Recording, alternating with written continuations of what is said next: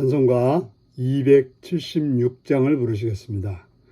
276장입니다.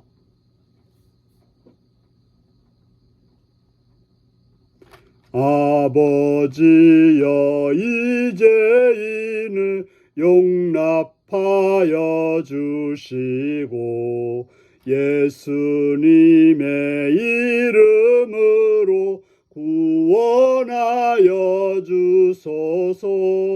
아버지를 떠나 산지 벌써 오래되었고 험한 길에 고난 몸이 이제 돌아옵니다. 전에 하던 헛된 일을 애통하게 여기고 겸손하게 엎드려서 용서하심 빕니다. 은혜 감당 못하오나 회개하는 영혼과 나의 약한 육신까지 감히 드리옵니다. 나의 죄를 사하시려 주님 죽으셨으니 그 공로를 의지하여 주만 의지합니다. 아버지여 용납하사 나를 품어주시고 주의 사랑 품 안에서 길이 살게 하소서. 아멘. 이 시간 우리에게 주신 하나님 말씀은 사사기 17장 사사기 20장 17절에서 28절까지 말씀입니다. 사사기 20장 17절에서 28절까지입니다. 교도하시겠습니다. 베냐민 자손 외에 이스라엘 사람으로서 칼을 빼는 자의 수는 40만 명이니 다 전사라. 이스라엘 자손이 일어나 베델에 올라가서 하나님께 여쭈어 이르되 우리 중에 누가 먼저 올라가서 베냐민 자손과 싸우리이까 하니 여호와께서 말씀하시되 유다가 먼저 갈지니라 하시니라. 이스라엘 자손이 아침에 일어나 기브아에 대하여 진을 치니라.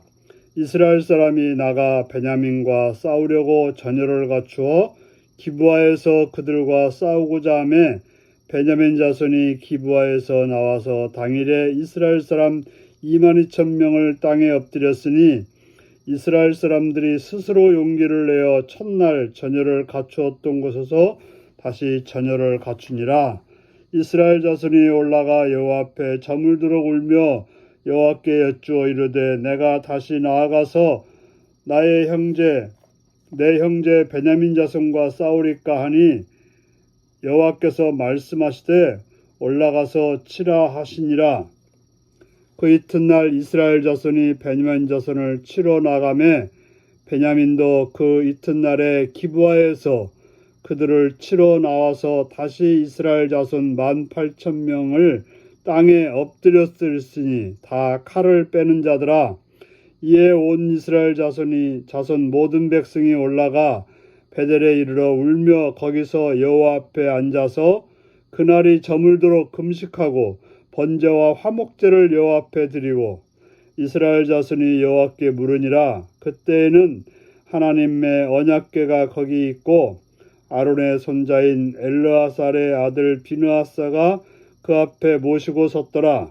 이스라엘 자손이 여쭙기를 우리가 다시 나아가 내 형제 베냐민 자손과 싸우리이까 말리이까 하니 여호와께서 이르시되 올라가라. 내일은 내가 그를 내 손에 넘겨주리라 하시니라. 아멘. 오늘은 통곡이 아닌 회개를 기다리시는 하나님이라는 제목으로 말씀을 나누겠습니다. 이스라엘 자손들은 베냐민과 싸우기 위해서 이스라엘 연합군을 조직했는데 그 숫자가 40만 명이었다라고 말하고 있습니다. 그들은 하나님께 여쭙습니다. 우리 중에 누가 먼저 올라가서 베냐민 자손과 싸우리까? 마치 그들의 싸움이 정당한 것처럼 자신들이 그 싸움을 결정해 놓고 누가 먼저 올라가서 싸울지를 묻고 있습니다.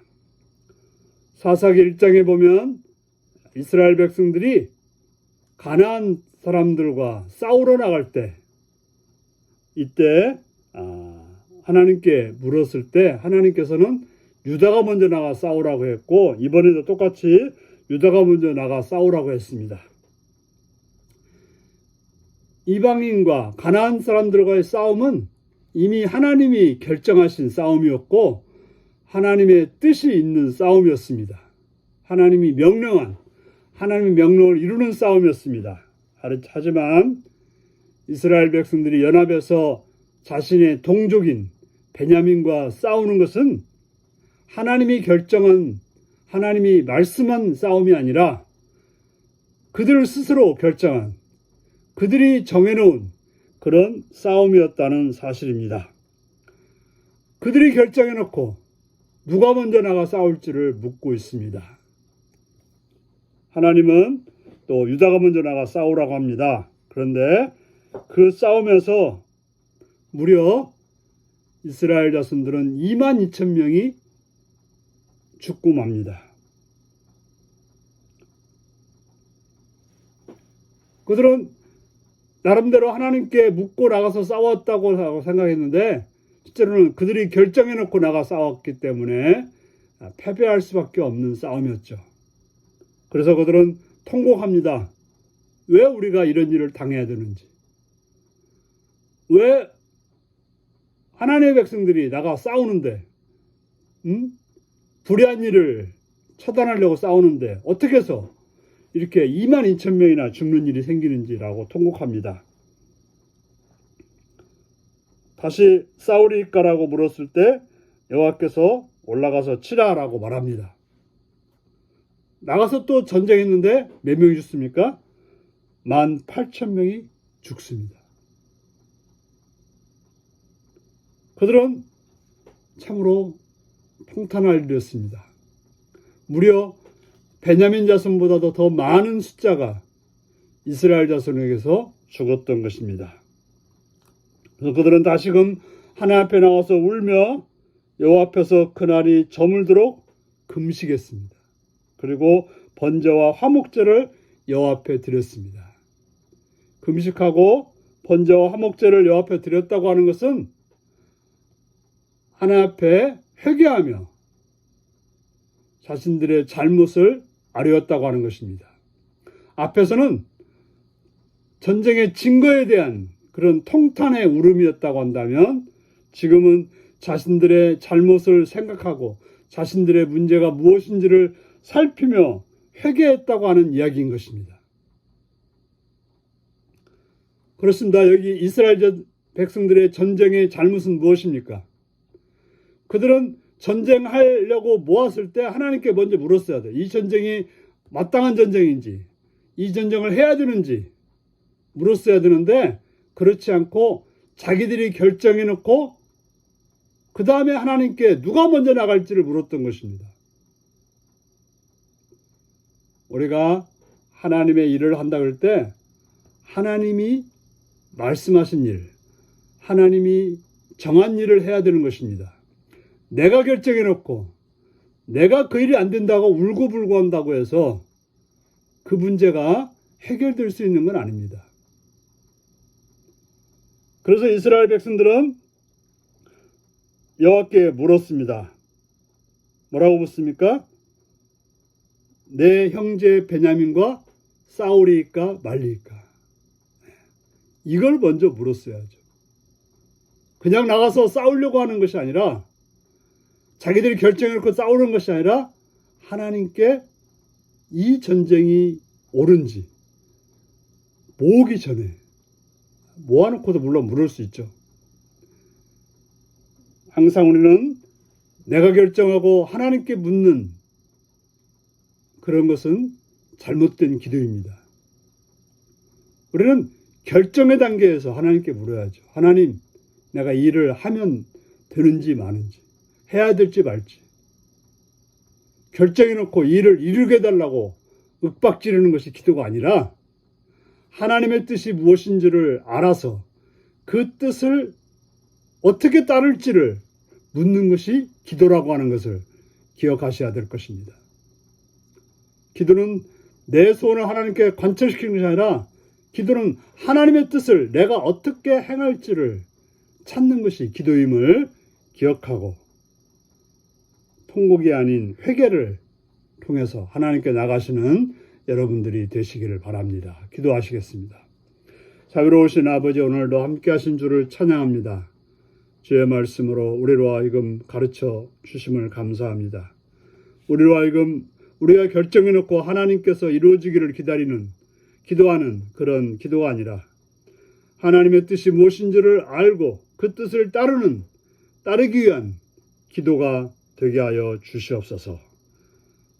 진정으로 통곡이 아닌 회개를 통해서 하나님의 뜻을 깨닫는 삶이 되게 하여 주옵소서. 예수님의 이름으로 기도하옵나이다. 아멘. 하늘에 계신 우리 아버지, 아버지의 이름을 거룩하게 하시며 아버지의 나라가 오게 하시며 아버지의 뜻이 하늘에서와 같이 땅에서도 이루어지게 하소서. 오늘 우리에게 일용할 양식을 주시고, 우리가 우리에게 잘못한 사람을 용서하여 준 것 같이 우리 죄를 용서하여 주시고, 우리를 시험에 빠지지 않게 하시고 악에서 구하소서. 나라와 권능과 영광이 영원히 아버지의 것입니다. 아멘. 말씀 묵상입니다. 하나님의 뜻을 묻는 이스라엘 모습은 사사시대 초기의 모습과 어떤 면에서 다른가요? 하나님이 오늘 내게 원하시는 회개는 무엇인가요? 이스라엘의 질문은 3번에 걸쳐 어떻게 달라지나요? 하나님의 뜻을 구하는 나의 태도는 어떠한가요? 묵상하며 기도하여 승리하는 복된 하루가 되시기 바랍니다. 샬롬.